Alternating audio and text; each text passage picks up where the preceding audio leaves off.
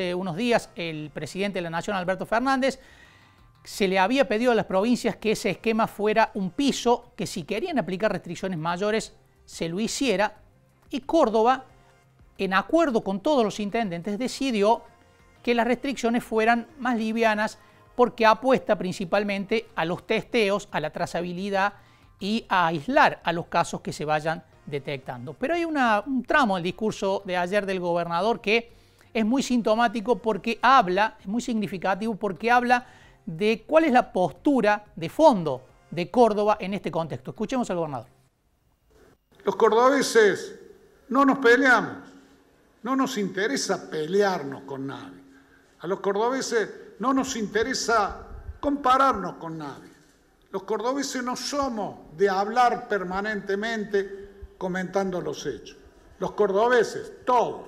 los cordobeses que trabajan, que producen, que generan riqueza, y también los que nos toca responsabilidad de administración, somos de hacer más que de hablar. Esa es la impronta Córdoba, esa es la manera de gestión Córdoba, esa es la autonomía que muestra Córdoba, que siempre mostró el Imperio del Sur, aquí en la ciudad de Río Cuarto. Esa es la manera que actúa.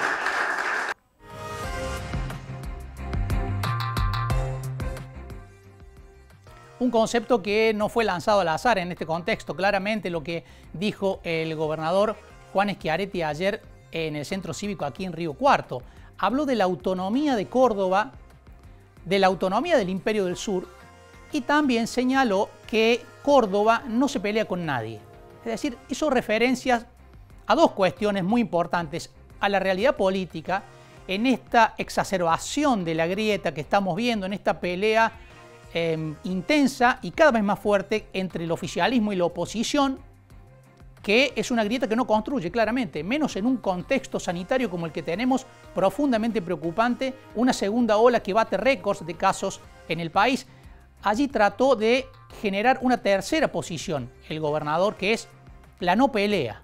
la no destrucción a través del discurso y de la política. Pero por otro lado dijo, Córdoba es autonomía, tiene autonomía, define sus propios criterios y se puede entender relacionado con esta decisión de hacer su propia política de restricciones ante el coronavirus, que contiene, por un lado, dos conceptos también importantes: no frenar la economía, no frenar la actividad y no frenar la presencialidad en las escuelas. En las últimas horas el gobierno provincial emitió un comunicado, un informe con respecto a cómo está funcionando la semipresencialidad aquí en la provincia, y destacaba que solamente el 1,3% de las burbujas han debido aislarse en la primera quincena de abril, y tenemos el dato de Río Cuarto. En el departamento de Río Cuarto hubo en esta quincena 125 casos en los que se activó el protocolo en 50 escuelas. Vamos a hablar con la secretaria de Educación de la provincia, Delia Provinciali, con quien ya estamos en contacto. Delia, buen mediodía, ¿cómo le va? ¿Cómo le va? Buenos días. Muy bien. Bueno, Delia, son buenos números, ¿no? Analizado Sí, puramente desde la estadística, es muy bajo el porcentaje de burbujas que debieron aislarse. totalmente. Y digo, es muy bueno, es para celebrar de que la escuela esté siendo un espacio particularmente de cuidado para todos nuestros niñas, adolescentes, y también, por supuesto, para los docentes que interactúan permanentemente con nuestros estudiantes. Y tal como usted informaba, nosotros, en función de las características de esta presencialidad de alternancia, en donde hay una semana que está una burbuja y en la otra semana la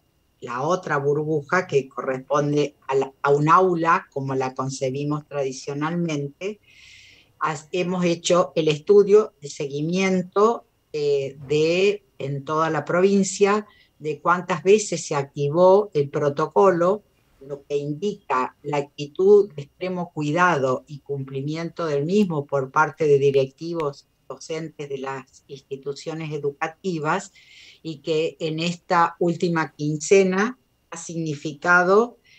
una activación de 2.926 veces, lo que determinó sobre las 62.335 burbujas, aislar 810 burbujas, que quiero explicarle que además de ser un número muy bajo del 1,3%, en realidad ese aislamiento en muchas oportunidades se ha hecho por casos sospechosos y se toman las medidas de prevención para anticipar situaciones, y a veces ese aislamiento no contempla la totalidad de días, sino solamente algunos días, hasta que se confirme en el caso sospechoso si efectivamente es un caso positivo o no. Lo importante es que hay toda una medida de la escuela y su referente sanitario sobre que en esta acción conjunta entre el Ministerio de Educación y el Ministerio de Salud pone en marcha las mayores medidas de seguridad y de cuidado, sobre todo de nuestra población estudiantil y docente, y la verdad que los indicios, las indicaciones, las evidencias que estamos construyendo nos indican que es un espacio particularmente cuidado. Particularmente cuidado y además, mire, contribuye a reforzar las pautas de cuidado en las propias familias. Digo, hay trabajos ya realizados y videos, sobre todo cómo los niños más pequeños, sobre todo del nivel inicial, al regresar a casa, la verdad que le recuerdan al papá y a la mamá el cumplimiento de estos rituales que tenemos que asumir todos los ciudadanos como parte del momento que nos toca vivir en el contexto de pandemia. Por eso es importante también entender que la comunidad educativa no solo son los docentes y los estudiantes, también las familias. Y en ese sentido, tratar de respetar al máximo el protocolo que indica cómo acercar un niño o un estudiante a la escuela, cómo retirarlo, evitar las aglomeraciones fuera del espacio escolar, fuera de la escuela, y si sumamos los esfuerzos de todos, seguramente iremos generando las mejores condiciones para evitar los contagios y para que, tal como usted señalaba recién, que es el desafío de nuestro gobernador, la actividad económica, por un lado, se pueda sostener, y sobre todo la escuela, particularmente, que es nuestra área de trabajo. ¿Y por qué la escuela? Porque la escuela tiene la capacidad para restablecer aspectos muy importantes como son la socialización, la interacción de nuestros niños, niñas y jóvenes, de poder, por supuesto, acentuar su proceso formativo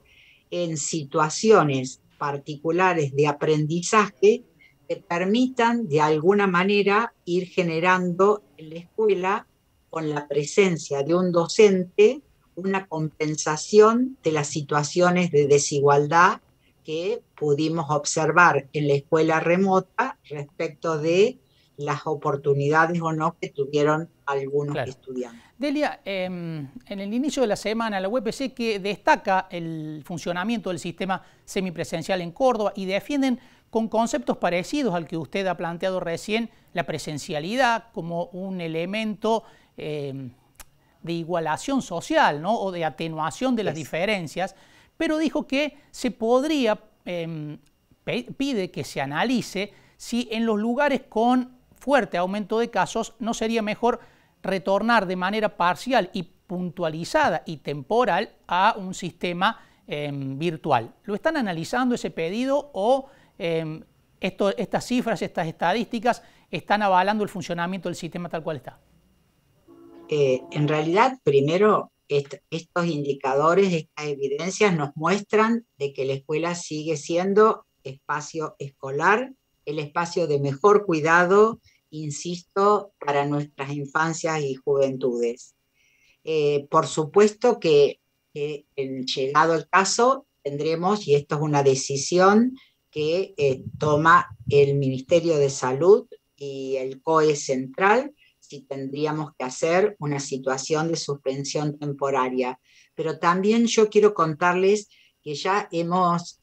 transitado en alguna localidad del interior que manifestó un alto nivel de riesgo epidemiológico, trabajando con las autoridades locales y por supuesto con todos nuestros directores, se acordó que la escuela era un ámbito de mayor seguridad, insisto, para nuestros niños y nuestros jóvenes, y en todo caso, ahí lo que se modificó es que la burbuja lograra, se redujera el número de la burbuja para conservar en el aforo, en la distancia, que se garantizaran todas las condiciones, y la verdad que el ordenamiento y los acuerdos sociales que se establecieron en esas localidades permitieron la continuidad de la actividad escolar. Delia, muchísimas gracias, como siempre un gusto. No, por favor, gracias a ustedes, muy amables. Delia Provinciali, la secretaria de Educación de la provincia, dando cifras estadísticas que apuntan a sostener el sistema semipresencial que ha puesto en marcha el gobierno provincial desde el 1 de marzo, y decía Provinciali que incluso en aquellos pueblos o localidades donde ha habido un fuerte aumento de casos, la escuela pudo preservar el funcionamiento tal cual se lo había previsto, si bien está contemplado la posibilidad de la suspensión temporal y muy puntual de la actividad presencial y el reemplazo por una actividad más caracterizada por la virtualidad, tal como fue el año pasado. Pero el gobierno, con estas estadísticas, está señalando que el sistema está funcionando bien y que por lo tanto no hay justificativo para volver atrás, para retornar a la virtualidad. Y uno de los argumentos que usaba recién Delia Provinciali es que está actuando en la escuela o está reforzando el rol que siempre tuvo de atenuador de las diferencias sociales. El año pasado uno de los grandes inconvenientes había sido precisamente que se profundizaron las diferencias sociales, se profundizaron las diferencias entre los chicos, porque había quienes tenían los instrumentos tecnológicos y los medios económicos para desarrollar la virtualidad en las condiciones requeridas, y otros chicos que no podían acceder. No podían acceder a un celular, no tenían crédito en el celular que tenían los padres, o no tenían computadora, y por lo tanto quedaban fuera del sistema virtual de enseñanza. Hay que ver si lo puede sostener el gobierno provincial a estos números, y además a este concepto de que no hay que abandonar la presencialidad. El gobierno nacional lo venía sosteniendo hasta hace pocas horas, y después el presidente apareció anunciando la suspensión de las clases en la provincia de Buenos Aires y en la ciudad de Buenos Aires por 2 semanas. Hay que ver cuánto es de sostenible este criterio en medio de la situación sanitaria tan compleja que tenemos.